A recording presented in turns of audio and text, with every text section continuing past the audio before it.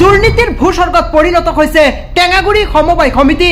ফাদিল হয়েছে এজেন্ট মতিউৰৰ ভয়ঙ্কৰ দুৰ্নীতিৰ কলা অধ্যায়।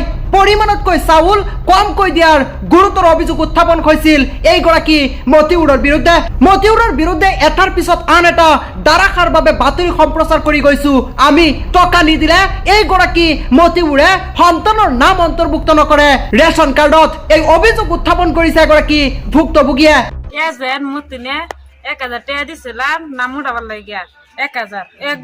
কেৱল এয়াই নহয়, এইগৰাকী মতিউৰৰ বিৰুদ্ধে আছে আন কেইবাটাও গুৰুতৰ অভিযোগ। মতিউৰৰ বিৰুদ্ধে আছে পৰিমাণতকৈ কমকৈ চাউল দিয়াৰ গুৰুতৰ অভিযোগ। একোটা কাৰ্ড পিছে 1 পৰা 3 কেজিকৈ চাউল কমকৈ দিয়ে এইগৰাকী মতিউৰে। চাউল আনিবলৈ গ'লে না খালি সি কৈ থাকে এই 3 পোৱা আধা কেজি কম হয়।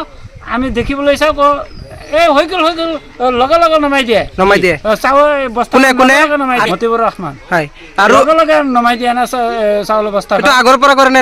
আগৰ পৰাই এনেকুৱা। তাৰ লগত কথাই ক'বলৈ আমি পাত্তা নাপাওঁ। কিয় ভয় দেখুৱাই? ভয় দেখাই এনেকুৱা কৰে।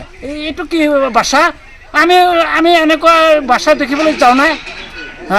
আগৰ পৰা এনেকুৱা কৰে ভাল ভাষা নাই। আৰু চাউল কমাই দিয়ে। চাউল কমাই দিয়ে আধা কেজি কিনিব, আধা কেজি কেতিয়াবা 1 কেজি। ক'বলৈ গ'লে কি কয়? ভয় দেখুৱাই কি কৰবা যাওঁ। আহিছিলে চাউল নিবৰ কাৰণে। চাউল 2 কেজি কম দিয়ে দিব লাগে 35 কেজি দিয়ে আহি 33 কেজি। আমি মোবাইলত ভিডিঅ' বনাই ৰখাইছো। এতিয়া আহিছো মানে এই মানে খালি সদায় মানে কৰিয়ে থাকে। চাউল কমকৈ দিয়ে। আৰু অভিযোগ দিলে মানে সি বাবুকে দিয়ে মানে মাৰিব খোজে, আমাক মাৰিব খোজে। মতিউৰ ৰহমান। আৰু কেৱল আপোনাক কি কমাই দিয়ে নে আৰু বহুত মানুহ আছে? আৰু বহুত মানুহ আছে, আপুনি সুধিব পাৰে। মতিউৰে ফিংগাৰ প্ৰিন্ট দিলেও নিদিয়ে চাউল। অভিযোগ উত্থাপন কৰিছে এইগৰাকী ভুক্তভোগী আজমল আলীয়ে। মই কৈছে তই যা, অহা মাহত চাউলটো দিম, এইটো মাহত চাউল নিদিম।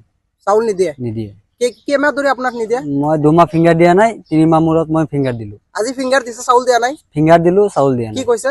সি কৈছে এইটো মাহত ফিংগাৰ দিয়ে, অহা মাহত চাউলটো দিব। এই মাহত আৰু নিদিয়ে? এই মাহত নিদিয়ে। তাৰপিছত আপুনি কি কৈছিলে? মই কৈছে এইটো মাহত ফিংগাৰ কেলে লৈছে, হয়তো দিব লাগিব, চাউলটো নিলে নাহে।